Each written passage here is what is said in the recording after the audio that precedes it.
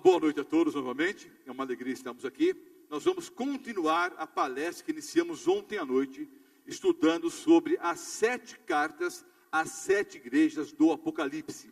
Abra sua Bíblia em Apocalipse, o capítulo 2. Apocalipse, o capítulo 2. Ontem nós demos uma introdução ao assunto, foi uma introdução até mais longa do que eu esperava, e logo após estudamos sobre 3 igrejas. Éfeso, Esmirna e Pérgamo. A partir de agora, vamos estudar a 4ª, a 5ª, a 6ª e a 7ª igrejas. As últimas 4 cartas a essas 4 igrejas. Nós dissemos ontem, queridos, que obviamente haviam mais do que 7 igrejas na Ásia Menor. O próprio apóstolo Paulo disse que o evangelho foi pregado em toda a Ásia. Haviam ali dezenas ou centenas de igrejas. Pelo menos 2 grandes igrejas não estão citadas aqui. Tudo isso mencionamos ontem à noite. Demos ali uma introdução, falamos um pouquinho sobre o número 7, e depois começamos a estudar igreja por igreja. Para quem vem pela primeira vez hoje à noite, cada carta, cada epístola, tem 3 aplicações. A primeira aplicação para a igreja que recebeu a carta naqueles dias. Obviamente, essas cartas foram endereçadas às 7 igrejas. As igrejas que receberam essas cartas, obviamente, entenderam que era uma mensagem para aqueles dias. Uma segunda aplicação é a seguinte: vários teólogos, especialmente adventistas do 7º dia, entendem que cada carta a cada igreja representa um período dentro da história do cristianismo. Começando com o 1º século, com a igreja de Éfeso, passando por toda a história do cristianismo, chegando até Laodiceia, a 7ª e última igreja, que é o tempo que nós estamos vivendo. Então Deus está dirigindo a história do seu povo. Dirige a história da igreja. Qual é a lição importante para nós? Ele também quer dirigir a sua e a minha vida. Amém? A terceira aplicação, eu até entendo que é a mais importante. Mas é a minha opinião. Você pode ter uma outra opinião e eu respeito. Na minha opinião, a terceira aplicação é a mais importante. O que cada carta diz para cada um de nós hoje. Ontem eu li, e vou ler mais uma vez para provar isso pela Bíblia, que há uma aplicação para aqueles dias e uma aplicação para o futuro, relendo o texto que eu já li 2 vezes. Na primeira noite eu li Apocalipse 1:19, e ontem à noite, de novo, eu li Apocalipse 1:19. Estou mais uma vez lendo. Por uma questão didática, é bom recapitular, e também, queridos, sempre há pessoas que vêm pela primeira vez. Então, para dar um pouquinho de contexto aqui, me permitam ler novamente Apocalipse 1, o versículo 19. Escreve, pois, as coisas que viste, as que são e as que hão de acontecer depois dessas. Está claro, queridos, por essas palavras, que havia uma aplicação para aqueles dias, as coisas que são e as coisas que hão de acontecer. A grande maioria das profecias bíblicas tem dupla aplicação. Uma para os dias em que foi escrita a profecia e outra mais ampla para o futuro. Tá ok? Abram a Bíblia, então, agora em Apocalipse, o capítulo 2, e eu vou ler aqui os versículos 18 em diante. Carta à igreja em Tiatira. Das 7 cidades ali, essa era a mais pobrezinha, a mais insignificante. Todas as outras eram grandes e importantes cidades. Mas em Tiatira havia ali um comércio importante, especialmente de tinturaria. Mas vamos ver algumas coisas aqui.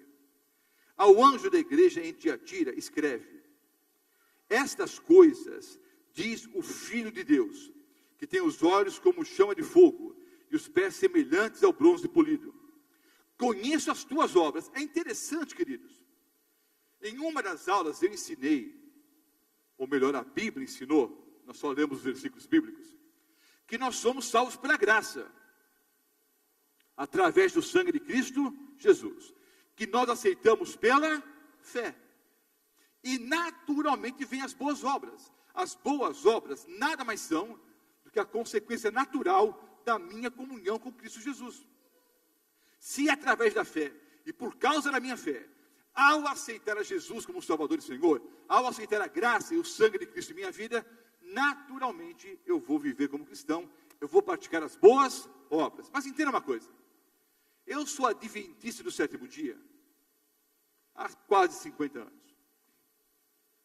Fiquei um tempo fora da igreja, infelizmente, mas conheço a fé adventista há 5 décadas.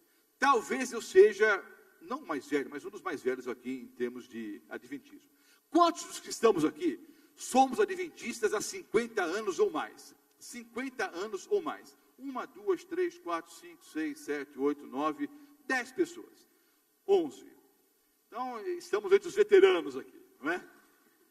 Queridos, a nossa igreja, a igreja adventista do sétimo dia, era, no passado não muito longínquo, uma igreja muito fria. Pastor, era mais frio do que hoje, muito mais. Há muito mais. Só que era uma igreja, queridos, onde qualquer adventista do sétimo dia recitava as 3 mensagens angélicas de trás para frente. Você perguntava quais são as 28 doutrinas, na época eram 27, agora tem mais uma doutrina. O adventista sabia. Nós éramos chamados o povo da Bíblia. Existia um campeonato internacional de Bíblia, era um concurso mundial de Bíblia. Já há muitos anos o concurso não existe mais, sabe por quê? Só ganhava adventista do sétimo dia. Aí os evangélicos acabaram com o concurso. De vez em quando o adventista empatava com o judeu. Nós sempre fomos chamados o povo da Bíblia, e não nos autodenominamos o povo da Bíblia. Há 3 ou 4 décadas atrás, os evangélicos nos chamavam o povo da Bíblia. Tem um grupo que bate de porta em porta aos domingos de manhã. Respeito muito esse grupo. Não tem a verdade, mas fazem aquilo que os que têm a verdade não fazem. Batendo de porta em porta, aos domingos de manhã. Batiam na porta do adventista do sétimo dia, de uma frase mágica. Era só você dizer o seguinte: eu sou adventista. Eles iam embora na hora. Agora não vão mais. Não que eles conheçam mais de Bíblia. Não, eles continuam sem saber nada de Bíblia. É que o adventista do sétimo dia também não sabe mais nada. Nós deixamos de ser o que? O povo da Bíblia. Paramos de estudar. A igreja tem a verdade. Mas muitos estão na igreja sem saber por quê. Então notem. Tudo isso para dizer o seguinte: a igreja era muito fria, mas estava bem alicerçada nas doutrinas. Aí teve o advento de alguns pregadores, com esses pregadores exaltando justificação pela fé. A igreja foi até um ponto que devia ter parado. Chegou num ponto de equilíbrio, mas passou do equilíbrio. Hoje, queridos, nós estamos num ponto onde aparentemente as obras não têm nenhum valor. Nós deixamos de ser um povo legalista para ser um povo liberal. Todo extremo é ruim, o outro era melhor. Pelo menos o povo estava alicerçado no assento do Senhor. Agora o negócio de historinha triste, né? Pregação existencialista, né? Você vai conseguir, você vai vencer, o mesmo discurso evangélico. O assim diz o Senhor praticamente sumiu dos púlpitos. Pregar doutrina mesmo, quase você não ouve um sermão doutrinário mais. E é por isso que os irmãos vêm uma segunda-feira à noite aqui. Não é para ver o Roberto Mota, não. É porque tem sede de ouvir temas o quê? Doutrinários. Por que, queridos, que alguns sermões que foram gravados nas últimas semanas, nesse mesmo auditório, tem 12, 13, 14 views na página da internet. E os que nós fizemos aqui tem 2.000, 2.500. Não é por causa do pregador, é o tema. O povo está ansioso para ouvir o assim diz o Senhor. Então vejam, nas cartas o Senhor Deus diz: eu conheço as suas obras. Meu irmão, minha irmã, você não é salvo pelas obras não. Você é salvo pela graça, através do sangue de Cristo, que você aceita pela fé. Mas não releve as obras para o segundo plano, não. Hoje, no meio adventista, acho que nós somos tão acusados de sermos legalistas, que nós somos para um outro extremo perigosíssimo. Parece que as obras não têm nenhum valor mais. O que você faz simplesmente não interessa mais. Mas note bem, queridos, o Senhor, Deus está dizendo aqui, essas coisas, versículo 18, metade do versículo 18, essas coisas diz o Filho de Deus, que tem os olhos como chama de fogo e os pés semelhantes ao bronze polido. Conheço as tuas obras, o teu amor, a tua fé, o teu serviço, a tua perseverança e as últimas obras, mais numerosas do que as primeiras. Então essa igreja, queridos, começou a produzir boas obras, e o Senhor Jesus exalta essa igreja, porque ao final ela praticava o quê? Mais obras do que no princípio. Não tirem as frases do contexto. Eu não sou salvo pelas obras. Mas o próprio Senhor Jesus disse que quando ele voltasse, ele iria fazer o que mesmo? Retribuir a cada um conforme a sua fé, conforme o seu amor. Ele disse o quê? Voltarei para retribuir a cada um conforme as suas obras. Então não vamos sair, irmãos, de um extremo para outro. Vamos viver em equilíbrio. Sou salvo pela graça, através do sangue de Cristo, que eu aceito pela fé, mas as obras têm um papel importante. Elas são evidência pública da minha comunhão com Cristo Jesus. Mas essa igreja tinha um problema, entre outros, versículo 20. Tenho, porém, contra ti, o tolerares essa mulher, Jezabel, que a si mesma se declara profetiza, não somente ensine, mas ainda seduz os meus servos a praticar a prostituição e a comerem coisas sacrificadas aos ídolos. Os teólogos entendem que lá na igreja primitiva em Tiatira devia haver uma falsa profetisa, que o Senhor aqui compara a Jezabel. E há uma aplicação também histórica, nós vamos ver daqui a pouquinho, e uma aplicação para os últimos dias. Versículo 22. Eis que a próstata de cama, bem como em grande tribulação, os que com ela adulteram, caso não se arrependam das obras que ela incita.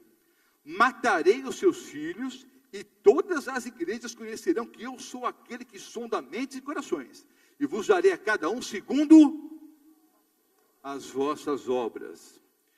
Digo todavia a vós outros, os demais de Tiatira, a tantos quantos não têm essa doutrina, e que não conheceram, como eles dizem, as coisas profundas de Satanás, outra carga não jogarei sobre vós.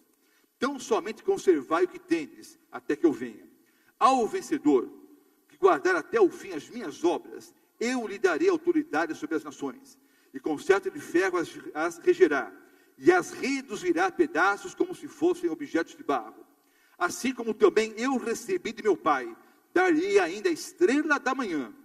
Quem tem ouvidos, ouça o que o Espírito diz às igrejas. Queridos, essa igreja é a igreja chamada Igreja do Deserto, 538 a 1517. Se você olhar os comentários, alguns colocam 1798, outros colocam 1500 e alguma coisa, 1500.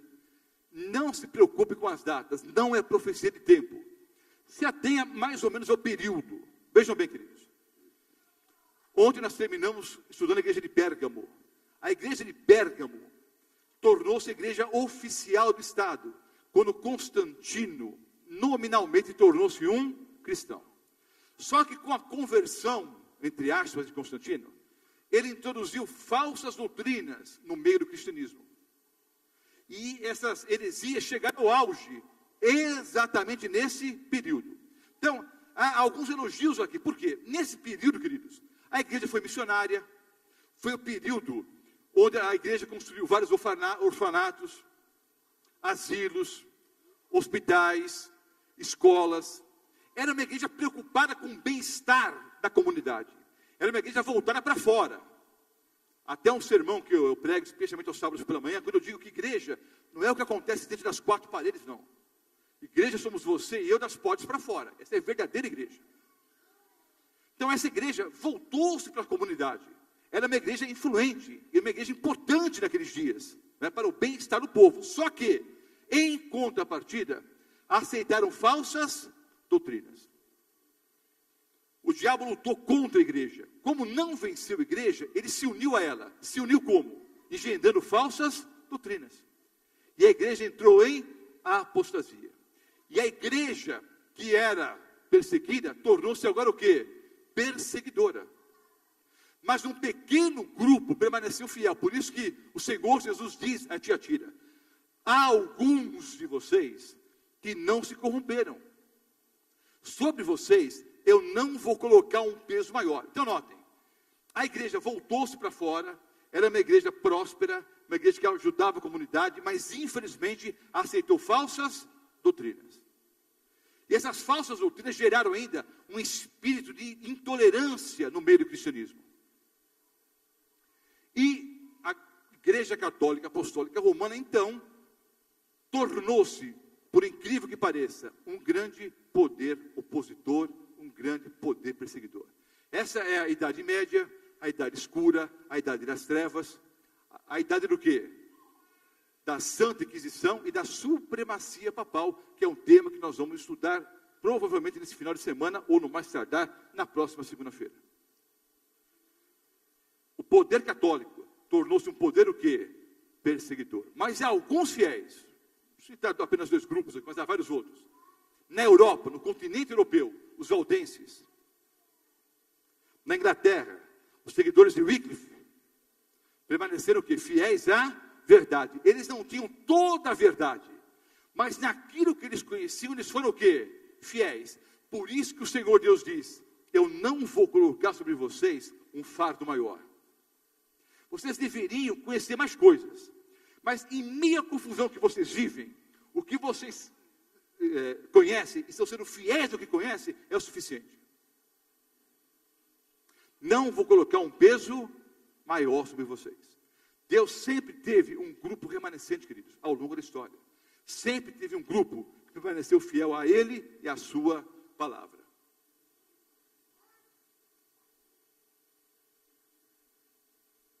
A cidade de Tiatira situava-se entre 2 vales, numa das principais rotas comerciais da Ásia. Se distinguia, como eu disse, pelo seu comércio, artes, especialmente a tinturaria de roupas. A sua raiz de Garança, já ouviu falar em Garança? Eu também não tinha ouvido falar, até estudar alguns anos atrás esse tema. Produzia a chamada tintura roxa, era usada em trajes reais no mundo inteiro. Foi ali que Lídia, uma das primeiras pessoas convertidas pelo apóstolo Paulo, comprava o que? As suas tinturas. Daí é só uma referência, não é teológica, é uma referência histórica. Atos 16, 11 até o versículo 15. Então, muitos cristãos tinham bons empregos em Tiatira. A maioria deles trabalhavam com tinturarias. E eram pessoas que tinham um certo status, tinham uma certa condição financeira. E como eu disse, a igreja voltou-se para a comunidade. Jezabel, o texto claramente fala contra Jezabel, foi uma profetisa fenícia e sacerdotisa de Baal, um deus pagão. Ela promoveu a adoração do sol e contribuiu para desviar Israel do seu relacionamento especial com Deus. Queridos, a aplicação para aqueles dias, segundo historiadores e teólogos, provavelmente em Tiatira apareceu uma falsa profetisa. O Senhor Jesus, na carta, faz uma relação entre essa falsa profetisa e a antiga profetisa do Antigo Testamento, Jezabel. Falsa profetisa, que induzia os filhos de Israel a práticas espúrias. Uma das práticas espúrias era a adoração ao Deus Sol, no primeiro dia da semana. Que em inglês é Sunday, né? Dia do Sol. Então essa questão de se adorar o primeiro dia da semana em adoração ao Deus Sol é uma questão antiga. E foi justamente essa uma das falsas doutrinas, que quando Constantino nominalmente converteu-se ao cristianismo, ele introduziu, entre outras doutrinas, essa falsa doutrina. A adoração a Deus no primeiro dia da semana. Houve um sincretismo religioso. Queridos, o fato é o seguinte: essa igreja primitiva, e em grande parte a igreja atual, se você analisar o que cada igreja prega, não fique assustados não.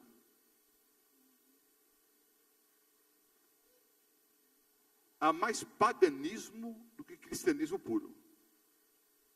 Por exemplo, 2 ideias comuns no meio cristão: a guarda do domingo e a ideia da imortalidade da alma são duas ideias pagãs, não são duas ideias bíblicas. E são dois pontos fundamentais para você entender a verdade. Em nenhum lugar a Bíblia diz que a alma é imortal. Ensinamos isso com dezenas de versículos bíblicos numa aula anterior. E vamos estudar, a partir de amanhã à noite, essa questão da guarda dos mandamentos e a respeito do quarto mandamento, o sábado. A guarda do domingo tem origem o quê? Pagã. A ideia de que a alma é imortal é paganismo puro. Aliás, começou com o diabo no jardim do Éden. Quando o diabo disse para a mulher, certamente não morrereis. Deus disse, certamente morrereis. O diabo disse, não vai morrer não. Então, há muito mais de paganismo do que cristianismo verdadeiro na maior parte das igrejas. E como eu digo desde a primeira noite, e digo há mais de 30 anos, fique com a palavra de Deus. O assim diz o Senhor, para você não ser o quê? Enganado. O formalismo, a transigência, porque o problema é o seguinte aqui, eles não só tinham essa mulher que pregava heresias, mas eles aceitavam o que a mulher dizia. Tem alguém errado no nosso meio, é uma coisa, mas a pessoa fala bobagem, e você aceitar é pior. Então a igreja era transigente. As falsas doutrinas foram entrando e ninguém fazia nada. É muito perigoso, queridos. Há algum tempo atrás, no Twitter, um amigo nosso que faleceu há pouco tempo atrás, lá de Presidente Prudente, não vou mencionar o nome dele, podia ter mencionado o nome bíblico, trabalhando na Sabesp há muito tempo, um bom cristão, ele postou no Twitter que o púlpito estava morto, que os pregadores, os pastores não querem mais pregar a verdade. Eu respondi para ele, um bom homem temente a Deus, por isso eu respondi, que eu quase não respondo para ninguém, Facebook eu nem tenho. Eu respondi, é verdade que o púlpito está morto, mas também não é verdade que os irmãos não querem ouvir a verdade? Aí ele reconheceu e respondeu de volta, é um círculo que vicioso. Alguns não querem pregar a verdade e a maioria não quer ouvir a verdade. É muito melhor ouvir um discurso tranquilo, não está tudo certo. É tudo certo. Aí vem um pastor chato, o tal de Roberto Mota, que sempre toca na mesma tecla. Se você não fizer trabalho missionário, você não vai estar no céu. Ninguém entra no céu sozinho. Não podeis ganhar almas por procuração. Todo verdadeiro cristão nasce no reino de Deus como missionário. Se você não é missionário, você não é cristão. E essa é a posição de qualquer boa igreja evangélica. Todo bom pregador fala isso. Se você não estiver envolvido com o trabalho missionário, você está perdido. Mas as pessoas não querem ouvir isso. Não, está tudo certo. Jesus salva, está tudo isso, salva mesmo. Não salva todo mundo não, só salva os que querem ser salvos. E eu vou dizer mais uma vez uma frase que eu disse aqui, vou repetir. Se você não está preocupado em levar outras pessoas para o céu, é porque você mesmo não está indo para lá. Porque é impossível estar indo para o céu e não querer levar outras pessoas junto. Não é? Eu vejo no mundão aí. O jovem gosta da balada, arrasta quem? Os amigos. Gosta do futebol, arrasta os amigos. Gosta do rodeio, arrasta os amigos. Você gosta de Jesus? Gosta da igreja? Vai para o céu? Naturalmente, nós deveríamos convidar outras pessoas para ir conosco. O formalismo tomou posse da igreja. A transigência, os rituais predominaram. A igreja da Idade Média assemelhou-se notavelmente à igreja descrita por Jesus em sua mensagem a Tiatira. Pergunta para encerrar. Ontem eu já fiz isso, hoje, para cada igreja, uma pergunta de reflexão, uma aplicação para os dias de hoje. Como poderia a igreja hoje ser enganada por falsos ensinos ou líderes? O que você deveria fazer para não ser enganado? A resposta é óbvia, né? Qual é a resposta? É o assim diz o Senhor. para você não ser enganado. Alguém postou outro dia no Twitter isso aqui. Deve estar no Facebook, Twitter e tal. Eu achei interessante, eu quase não coloco esse tipo de... Acho que é a primeira vez na minha vida que eu coloco um desenho assim. Mas achei bem interessante. A maioria deve ter visto por aí já, né? Os que estão nas redes sociais por aí. E a primeira vez, Deus é minha grande testemunha, eu nunca coloquei um slide desse em conferência, nem em pregação nenhuma. Mas eu achei esse bem interessante. Porque tem muito crente por aí, fala comigo, Senhor, é um sinal, uma visão, não sei o quê. Fale comigo, Senhor, está aí, ó. O que Deus faz? Está aí a palavra de Deus. Vejam bem, é muito comum, em série de conferências como essa, especialmente amanhã à noite, por exemplo, quando eu falar sobre a lei, depois eu falar sobre o sábado, quando eu falei aqui sobre o estado do homem na morte, é muito comum, à saída, alguns bons irmãos evangélicos, pentecostais, me procurarem dizendo, pastor Mota, gostei da palestra. Olha, tudo que o senhor falou está certinho, está na Bíblia. Agora eu vou chegar em casa e vou orar para que Deus revele. Irmãos, Deus pode se revelar através de sonhos e visões para você, sim ou não? Sim, eu creio nisso. Mas, queridos, em termos de doutrina, o que tem que ser revelado já está revelado. Então você mostra 60 versículos bíblicos, 50, 80. Aí a saída do irmão diz, eu vou chegar em casa e eu vou orar para que Deus revele. Então, tudo que foi apresentado aqui não é revelação de Deus. O assim diz o Senhor. Fale comigo, Senhor. Leia a Bíblia. Tem uma frase por aí, essa frase não é verdadeira, né? Diz que a Bíblia é o único livro que eu posso ler o quê? Na presença do autor. Mas não, tem um monte de livro aí que você pode ler se o autor estiver vivo ainda, não é? Mas é o único livro que todo mundo ao redor do planeta pode ler na presença do autor. Próxima carta aqui. Próxima igreja. A igreja de Sardes. Capítulo 3. Ao anjo da igreja em Sardes escreve. Essas coisas diz aquele que tem os 7 Espíritos de Deus. Isso aqui eu expliquei na primeira noite. 7 Espíritos de Deus simbolizam 7 características. 7 é o número completo, né? Aqui é uma menção à pessoa do Espírito Santo. Expliquei na primeira aula. Pastor, eu perdi. É só você acessar o site da associação, apo.org.br, ou profeciasparotempo-do-fim.com. Tem um ícone ali. Todas as palestras que nós fizemos, desde a primeira noite, estão ali. É só você assistir, tá? De graça. Expliquei em detalhes essa questão aqui, dos 7 Espíritos. Essas coisas diz aquele que tem os 7 Espíritos de Deus e as 7 estrelas. Conheço as tuas, de novo, né? Conheço as tuas obras, que tens nome de que vives, está o quê? Tem aparência de vivo, mas já morreu o quê? Faz tempo. Ser vigilante e consolida o resto que estava para morrer, porque não tenho achado íntegras as tuas obras na presença do meu Deus.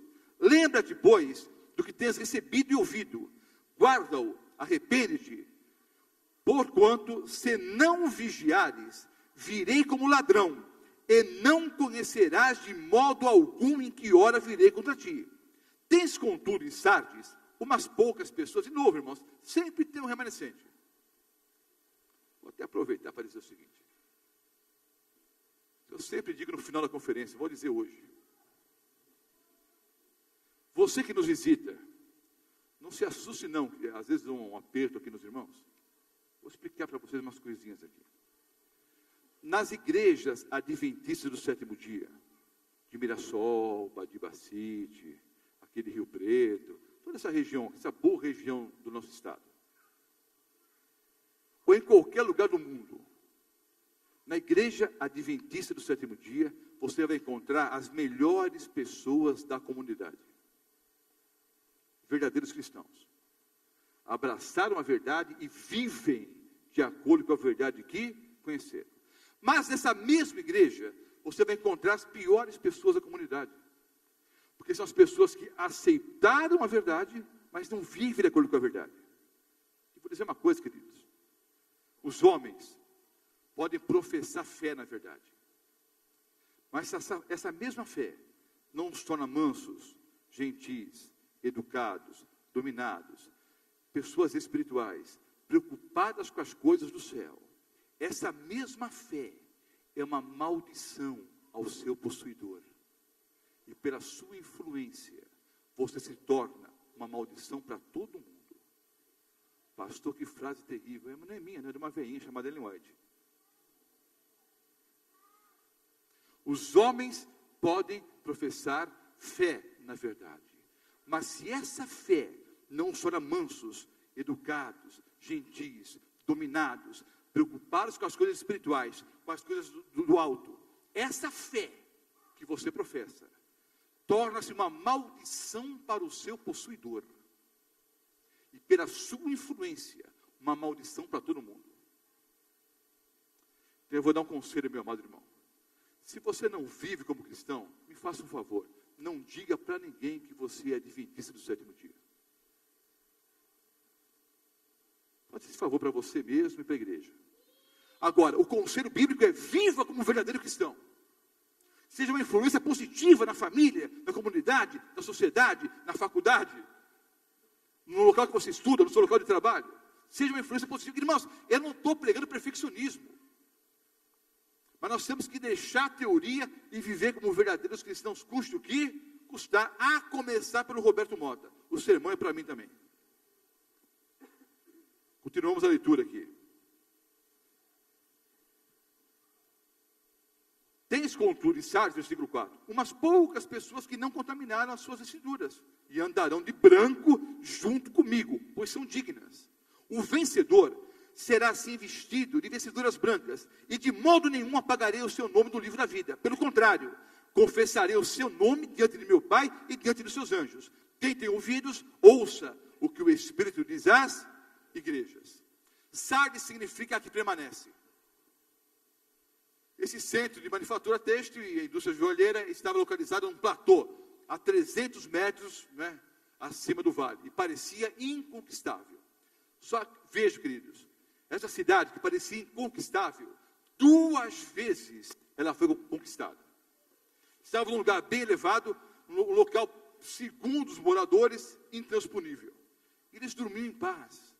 Ninguém pode invadir a nossa cidade. Mas olhem só como a história se repetiu 2 vezes. Ciro, o grande conquistador, o que ele fez, queridos? Ele pegou ali um soldado, um guerreiro bastante ágil, e esse soldado escalou a escarpa rochosa ali ao lado de Sardes. Numa noite escura, em 547, ele mandou um guerreiro escalar a escarpa debaixo de Sardes. Enquanto a cidade dormia o quê? Pacificamente. O soldado abria os gigantescos portões pelo lado de dentro. E a cidade foi o quê? Conquistada. 300 anos mais tarde, Antíoco a conquistou exatamente da mesma maneira. Olha só o conselho, queridos. Vejam só, não é coincidência. Olha a ideia aqui, versículo 2. Ser vigilante. Fica desperto, fica acordado. Infelizmente, muitos de nós estamos dormindo. E vou dizer uma coisa para você, meu amado irmão que está aqui hoje à noite. Se você tem ouvido tudo que está sendo ensinado aqui nessas últimas noites, e ainda não acordou, entenda uma coisa: século 21, estamos às portas da volta do nosso Senhor e Salvador Jesus Cristo a esse planeta. E infelizmente, muitos de nós, talvez especialmente o Roberto Mota, estamos o quê? Dormindo. Jesus descreve os crentes em Sardes como tendo o nome de quem vive, mas estando o quê? Mortos. Mortos o quê? No trabalho de ser cristãos. O que você acha que significa estar dormindo como crente? O que você acha? O que é que estar dormindo como cristão? O que é que estar dormindo como crente? Lutero, Calvino, outros bravos líderes da reforma arriscaram suas vidas e procuraram levar a igreja à sua pureza original. Essa é a época do que? Da reforma protestante. Só que a reforma protestante começou bem. Só que os mesmos males que eles combatiam, eles passaram a cometer. quando a igreja se tornou institucionalizada. Vou dizer algumas coisas que talvez muitos não saibam. Vocês sabiam que a reforma também produziu a sua própria inquisição? Você sabia que Lutero mandou matar católicos e judeus que se opunham à sua doutrina? Lutero, Calvino, outros grandes reformadores, dirigidos por Deus, fizeram um grande reavivamento na igreja. Reforma protestante, protesto e reforma. Só que, infelizmente, essa reforma protestante criou várias denominações diferentes, e cada uma se enraizou nas suas próprias o quê? Doutrinas. E destas igrejas surgiram outras dezenas, centenas e milhares. Cada uma defendeu sua própria tese, sua própria doutrina. E, infelizmente, hoje, queridos, a maioria delas abandonou o princípio do quê? Da verdadeira reforma protestante. Pastor Mota, por que há tantas igrejas hoje? Se a Bíblia é uma só. Alguém me perguntou ontem à noite a saída isso. Não sei se está aqui a pessoa. A saída, a pessoa me perguntou, Pastor Mota, por que há tantas igrejas se só existe uma Bíblia? Vou tentar explicar de maneira bem simples. Porque só sei explicar assim. A pessoa lê a Bíblia. Aí está escrito branco. Não é o antigo lateral esquerdo da seleção brasileira, não. Branco a cor. A pessoa lê, só um exemplo. Branco. Branco. Branco. Do Gênesis ao Apocalipse, ela lê várias vezes. Branco, branco, branco, branco, branco. Só que aí ela lê branco. Abre a Bíblia, irmãos, está escrito branco. Mas sejamos sinceros, irmãos. Era branco há 2000 anos atrás. Deve estar meio sujinho já, não é? Deve estar meio cinza agora, com o tempo. Então, olha, o que vocês acham de nós formarmos a igreja do cinza? Mas está escrito o quê? Branco. Aí outro lê branco, branco, branco, branco. Aí chega na igreja, irmãos, está escrito branco. Mas deve ter amarelado já, de tanto tempo. Aí ele vai e funda a igreja do amarelo. Aí outro lê branco, branco, branco, branco. Mas aí chega para os irmãos, branco é tão sem graça, né? Azulzinho claro é mais bonito. Aí ele vai e funda a igreja do azulzinho claro. Mas está escrito o quê? Branco. Sabe por que há tantas igrejas, queridos? Porque elas não ficam com assim, diz o Senhor. Cada uma lê da maneira que ela bem entende. Então, pastor, não é uma questão de interpretação? Alguns pontos eu acho que sim. Agora, eu pergunto, é uma questão de interpretação? Você lê 400 versículos, mandando guardar a lei o sábado, e a palavra domingo não aparece na Bíblia. É uma questão de interpretação, guardar o sábado e o domingo? O que vocês acham? Hein? 1.600 versículos bíblicos dizem que a alma é mortal. Nenhum texto bíblico diz que a alma é imortal. É uma questão de interpretação? É uma questão de ler, assim diz o Senhor. Infelizmente, o movimento de reforma, o quê? Apostatou. A mensagem de salvação em Cristo, mediante a fé, e não através das obras, foi restaurada e o cristianismo revitalizado. Todavia, muitos dos seguidores da reforma se dividiram em variadas o quê? Facções. Os crentes vivenciavam a religião apenas como um consentimento formal com um credo que julgava o correto. Eles dormitavam sob a segurança de sua doutrina o quê? Correta. Eu conheço um povo que comete o mesmo erro hoje. Sabe quem são? Os adventistas do sétimo dia. Nós temos a verdade, e temos mesmo. Mas o fato de você pertencer à igreja verdadeira não garante a sua salvação. O fato de você ter um nome no hall de membros da igreja não garante a sua salvação. Você vive de acordo com esse credo verdadeiro? Você já caiu no sono? É a pergunta para a meditação. Agora, já caiu no sono? Já, pastor, nessa palestra mesmo. Você já caiu no sono quando deveria estar desperto? Como se sentiu sobre isso? Nós vamos despertar, vamos acordar. Não é discurso do Roberto Mota. Veja, São as 7 cartas às 7 igrejas. Eu conheço vocês. Vocês têm nome, eles estão vivos, mas já morreram faz tempo. Vamos acordar, é Deus falando. Eu só estou lendo o texto aqui. E vale para o Roberto Mota. Sabe qual é o medo terrível que eu tenho, irmãos? Pelo trabalho dos irmãos, pelo trabalho de amigos, pelo trabalho dos obreiros bíblicos, e acima de tudo pela influência do Espírito Santo, eu tive o privilégio de batizar umas 40 e poucas mil pessoas. O meu maior medo é batizar tanta gente e não estar no céu. Eu não estar no céu. Estou eu dormindo hoje? Quantas coisas eu deveria colocar em prática já há muito tempo e não estou colocando? Quantas coisas nos faltam, né, queridos? Não é discurso para vocês só, não. É para o Roberto Mota. Querido, graças a Deus que ele me dá a chance de pregar toda noite. Se não salvar ninguém, quem sabe pelo menos o pregador se salva, né? Você já caiu no sono quando deveria estar esperto? Como é que você se sentiu sobre isso?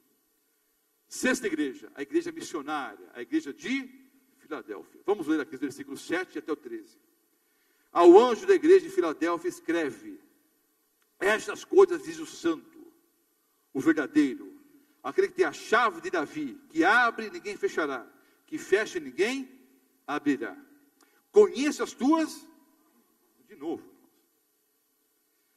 eis que tenho posto diante de ti uma porta aberta, a qual ninguém pode fechar, que tens pouca força, entretanto guardaste a minha palavra, e não negaste o meu nome.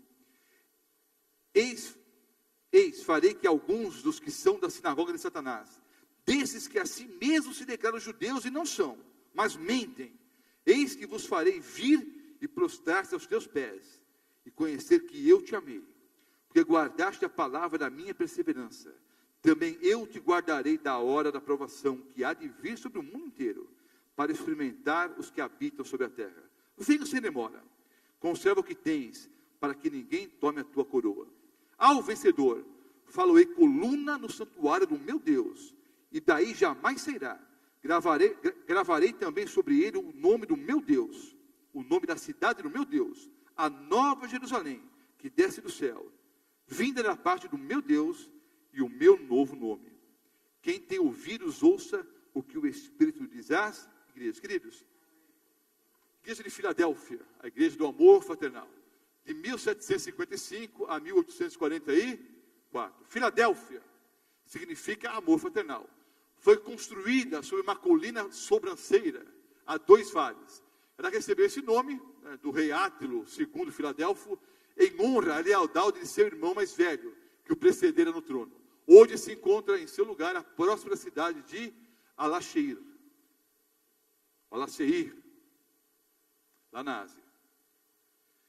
Essa carta, querido, se refere ao período do grande reavivamento evangélico e evangelístico que houve na Europa, mas especialmente nos Estados Unidos da América do Norte. A época dos grandes pregadores, dos grandes evangelistas. Houve um despertamento em relação ao estudo da palavra de Deus, um despertamento em relação ao estudo das profecias. E um povo que estava dizendo: o Senhor em breve voltará. Há um fato interessante, queridos. Vocês leram as cartas, não leram? Desde ontem comigo. Qual é a repreensão que o Senhor Jesus faz a essa igreja? Hein? Vocês não leram o texto? Vamos ver quem acha aí. Qual é a repreensão que Deus faz a essa igreja? Hein? Nenhuma repreensão. Ou seja, dá para viver de acordo com a palavra de Deus, não dá?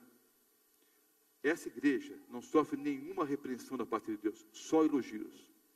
Só elogios. Ele tem a chave de Davi, a chave que fecha e ninguém pode abrir, que abre e ninguém pode fechar. Eis que eu coloquei diante de vocês uma porta aberta. Queridos, não vou explicar isso agora, mas é uma referência clara ao ritual do santuário. O santuário celestial é o santuário verdadeiro. O santuário terrestre era apenas uma cópia, um símbolo, uma sombra do santuário celestial.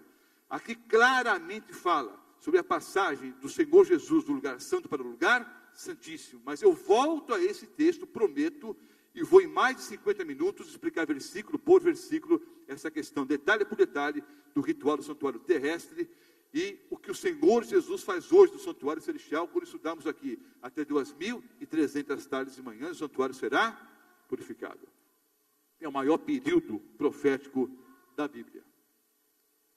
Filadélfia representa um período de tempo ocorrente no século XIX, quando grandes movimentos evangélicos e pró-advento revitalizaram a igreja. Só na América, queridos, 17 milhões de pessoas se envolveram. 17 milhões no século XIX.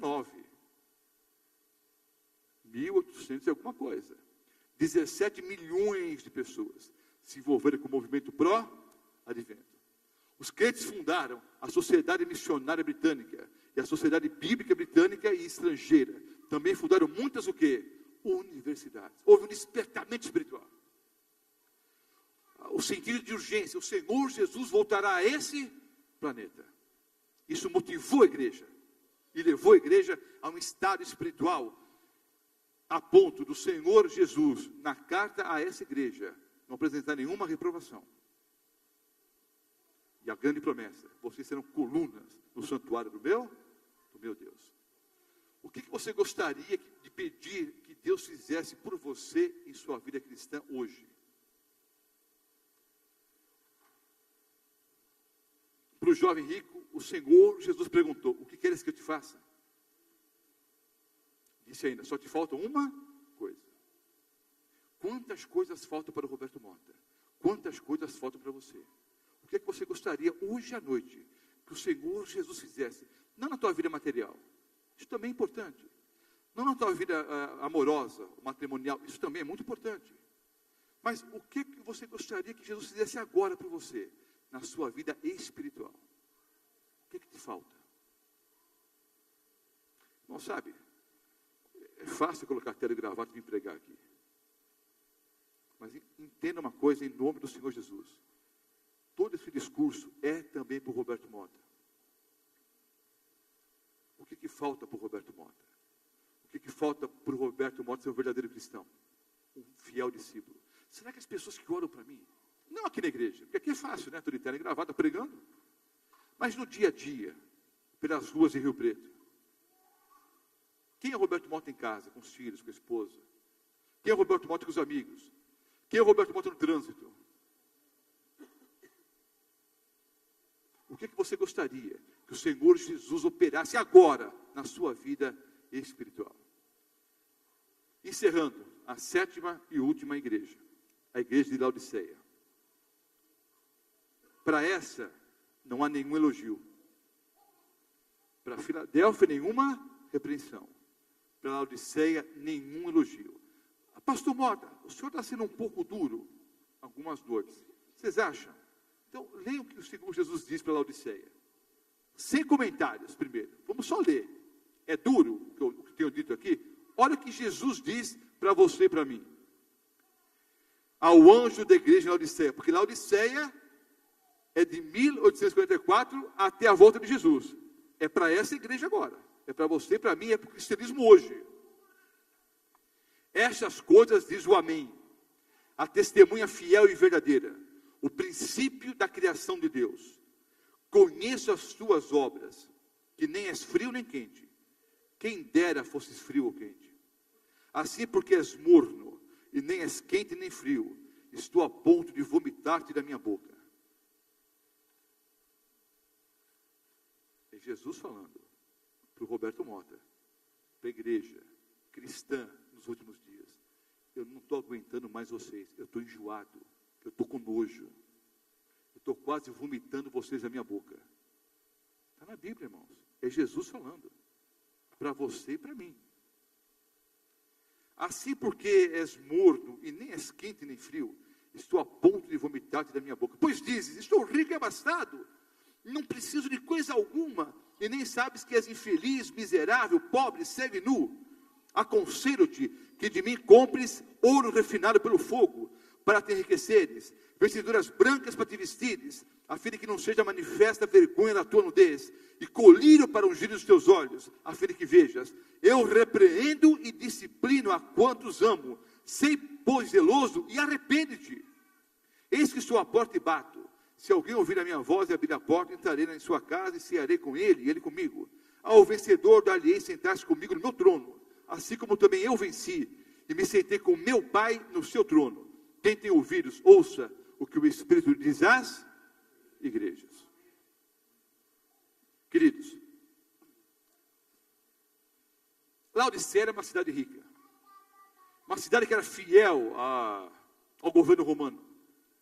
Tinha, por a sua fidelidade ao Império Romano, ganhou um grande status.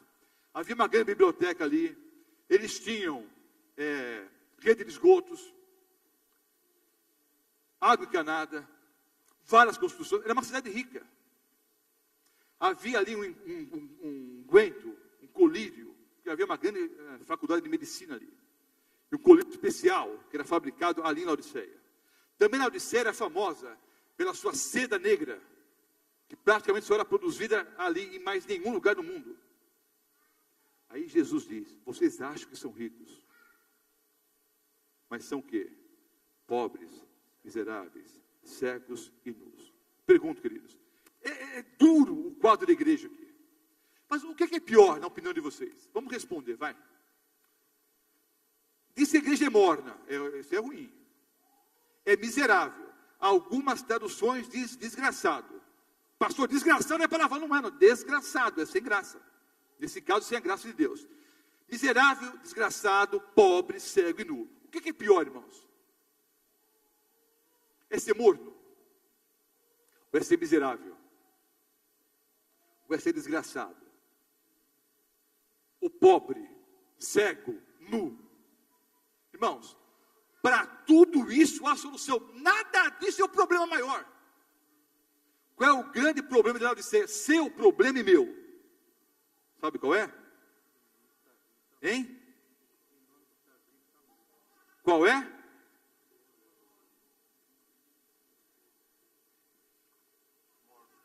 Não é morno não, meu irmão. Não. E nem sabes que és desgraçado, miserável, pobre, cego e nu. E nem sabes. Essa pior situação. Achar que está tudo bem quando não está. As pessoas passando rumo à vida eterna. Você como Bartimeu, sentado à beira do caminho mendigando.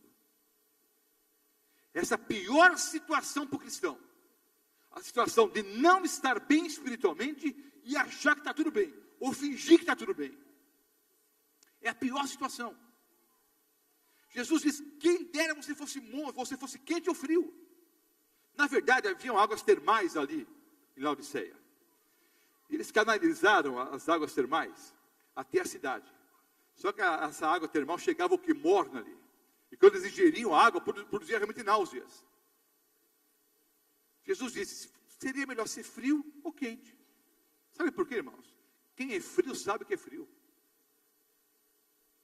Nós falamos muito de apostasia na igreja. Não, porque batizou e tantos apostataram. E a apostasia da igreja, quando saíram. Eu vou dizer uma coisa, queridos. Essa apostasia me preocupa muito. Pessoas que foram batizadas e se afastaram. Me preocupa. Só que as pessoas que foram batizadas e se afastaram, elas sabem que se afastaram. Elas sabem qual é a verdadeira situação delas. A minha maior preocupação são os apostatados dentro da igreja. Essa é a pior situação. Porque está na igreja, mas não vive como cristão. É o morno. O camarada que é totalmente frio já sabe que está frio mesmo.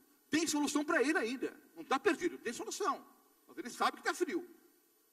O camarada que é quente mesmo, ele sabe que está quente. Sabe que tem pecados, que é falho, mas ele sabe que está crescendo rumo à vida eterna. Ou você não sabe? Você não sabe que tipo de cristão você é hoje? Você está melhor hoje do que estava ontem? Você é o melhor cristão hoje do que foi o ano passado? Você sabe, irmãos. Não sejamos hipócritas. Você e eu sabemos se estamos crescendo na vida espiritual ou não. O problema é que a grande maioria é morna. Não é que tem um grupo de frios aqui, um grupo de quentes aqui, juntou e ficou morno. Não, a grande maioria é morna. Agora vejam só, há 3 grupos de pessoas na igreja hoje. Tem um grupo pequenininho de quentes, e eu não faço parte deles. Tem um grupo pequenininho de frios, eu também não faço parte deles. Eu faço parte da maioria, dos mornos. Só que quando o Senhor Jesus voltar, dos 3 grupos, só existirão quantos? 2, os quentes e os frios. Os mornos vão desaparecer. Por quê? Hein? Ou vão esquentar de vez, ou vão esfriar de vez. E eu vou dizer uma coisa em nome do Senhor Jesus Cristo. Entendam que em nome dele que eu falo agora mais uma vez. Todos vocês que estão aqui hoje à noite, todos, sem nenhuma exceção.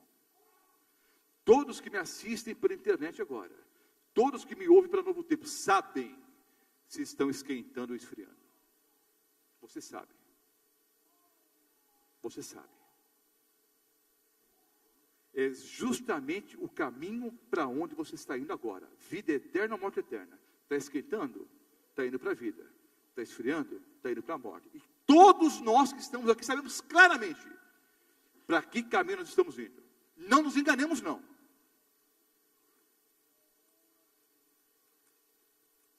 O Senhor Jesus diz, eis que estou à porta e bato. Perguntei na Semana Santa. Todos os pastores fazem a mesma pergunta. Essa é uma pergunta antiga no meio adventista. O pastor Samuel Rodrigues já perguntava, 30 anos atrás, quando eu fiz estágio com ele.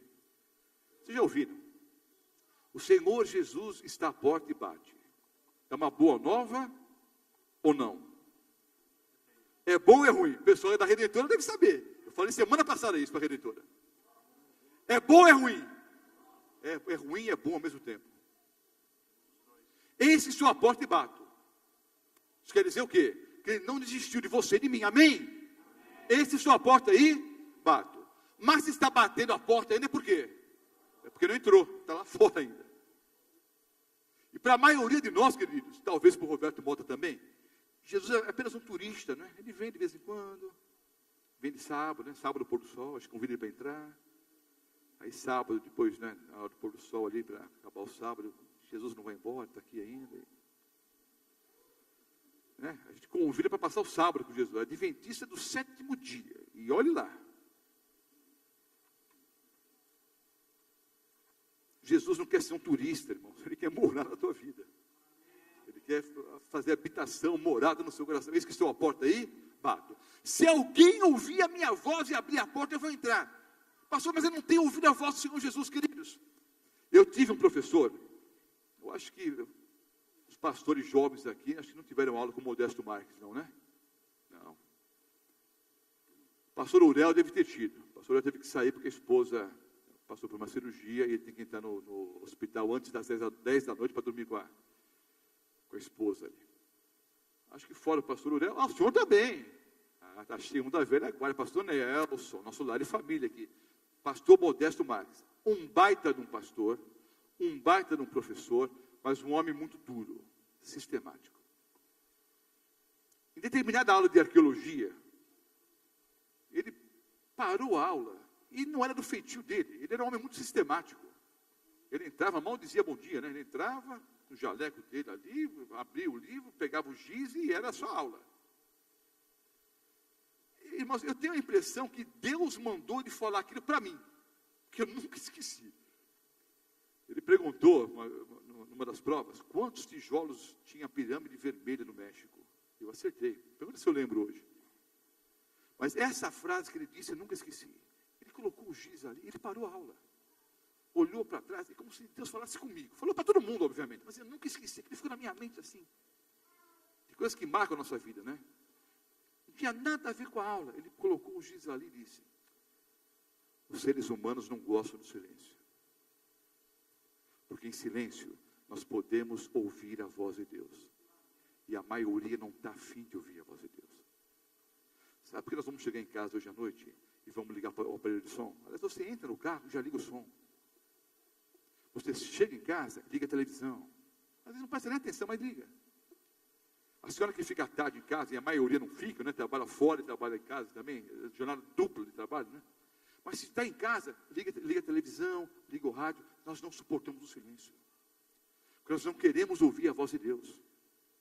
Nós queremos achar que está tudo certo. E muitas vezes Deus vem para dizer, não está certo não, meu irmão. Você tem que mudar de vida, meu filho. Quer fazer um teste? Depois você me diga se funcionou ou não. Eu sei que não é fácil, é correria do dia a dia, muitas pessoas em casa. Fecha a porta do teu quarto e fica sozinho.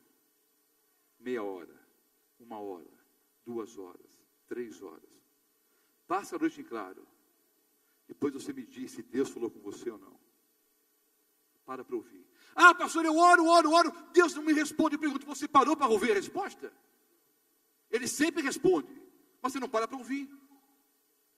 Para ouvir a resposta. Esse estou à porta e bato. Se alguém ouvir, abrir a porta. Mas sabe, a gente não ouve porque tem a televisão ligada, é som ligado, o pastor fala muito, a sogra fala mais ainda, é som de carro, é som disso, é som daquilo. São tantos ruídos, você não para ouvir.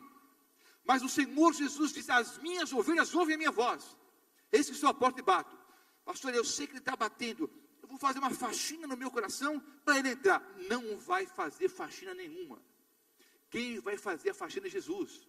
Dá para entender? Ah, pastor Mota, eu quero ser batizado. Eu achei bonito o batismo. E vai ficar mais bonito ainda quando já tiver tudo certinho, arrumado. Eu quero ser batizado, pastor. O senhor me batiza? Batizo. A hora que você quiser. Só que é o seguinte, eu tenho que fazer uma faxina no meu coração. Tem um monte de coisa ruim que eu tenho que jogar fora. Eu vou acertar minha vida, vou acertar isso, vou acertar aquilo, vou limpar meu coração, aí eu vou pedir que Jesus entre para eu ser batizado. Isso nunca vai acontecer. Nunca. Quando você recebe visitas em casa, você capricha um pouco mais na faxina, não capricha? Você sempre limpa a casa, mas quando vai receber visita, capricha um pouquinho mais. Eu recebi um grupo de amigos em casa da América, algum tempo atrás. Amigos antigos já. Até um que financiava o nosso trabalho evangelístico aqui no Brasil. Irmãos, nós limpamos atrás da geladeira, embaixo de fogão. Preparamos, dá para lamber o chão. Agora, o Senhor Jesus é o único amigo que eu tenho que entra na minha casa e faz a faxina.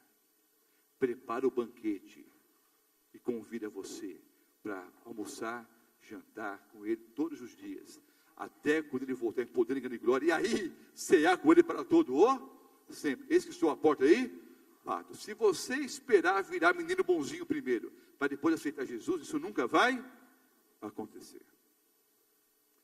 Quem tem ouvidos, ouça o que o Espírito diz às igrejas. Eu nem vou falar tudo que estava aí, já falei. Não sei se dá para enxergar. Alguns teólogos, é o último slide.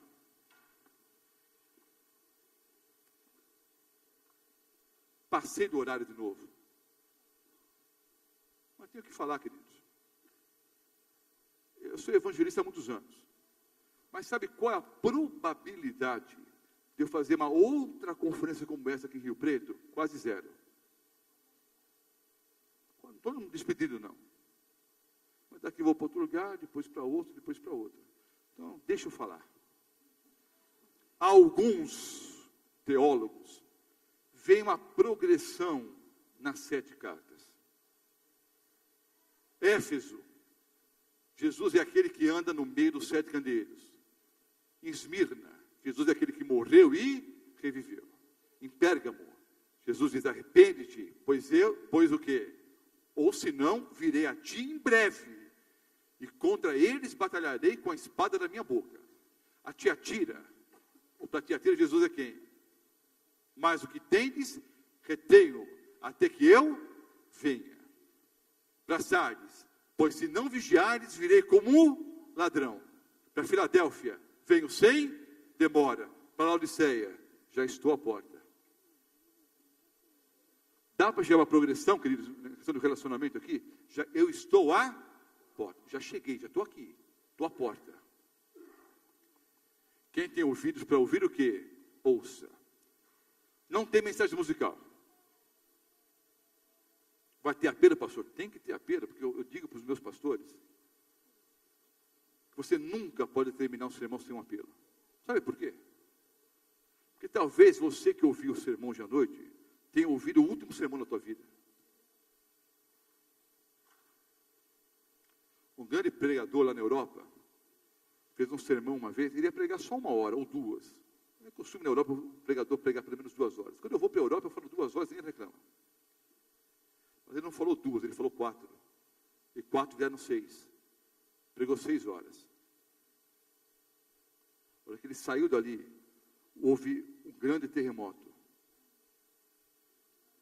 E a grande maioria das pessoas que estavam ali nunca mais ouviram o sermão. Ele foi embora chateado. Por que eu falei tanto? Poucas horas depois ele soube. O mesmo fato ocorreu com um grande pregador na Inglaterra. Falou muito mais do que pensou em falar. Saiu da igreja, houve o grande incêndio, o famoso incêndio do que de Londres. E a maioria das pessoas que estavam à noite na igreja nunca mais assistiram culto, nunca mais ouviram o sermão. Queridos, não gosto da teologia do medo. Ou você aceita por amor ou não aceita. Mas eu não posso terminar um sermão sem fazer um apelo. Pergunto, você ouviu o que o Espírito disse às igrejas? Sim ou não? Você consegue ouvir a voz de Deus falando com você agora? Sim ou não? Que você tem que mudar de vida. Deu para enxergar que nós não estamos vivendo como deveríamos viver, mas que é uma boa nova. Ele está à porta, Ele quer entrar na tua vida. Amém.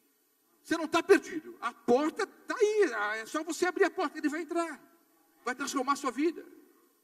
Está claro isso para você? Sim ou não? Sim. Irmãos, sabe, vamos colocar realmente em prática esse negócio que é muito bonito na teoria, mas eu quero ver na prática, na minha vida e na sua também. Reavivamento e reforma. Vamos viver como crente, com cara de crente, com jeito de crente, como verdadeiro cristão. Vamos viver assim, queridos? Dá para viver assim ou não? Dá. É só aceitar Jesus de verdade como Salvador e Senhor. E sob a influência do Santo Espírito, Ele vai produzir em nós um grande reavivamento, uma grande reforma. E nós vamos viver como fiéis cristãos em toda e qualquer circunstância. Quer viver assim ou não? Sim ou não? De coração? Ele te conhece, não seja hipócrita não. Não adianta falar assim para o Roberto Mota. Deus está te vendo. Ele sabe que está no meu coração. É de coração? É sincero? Sim ou não?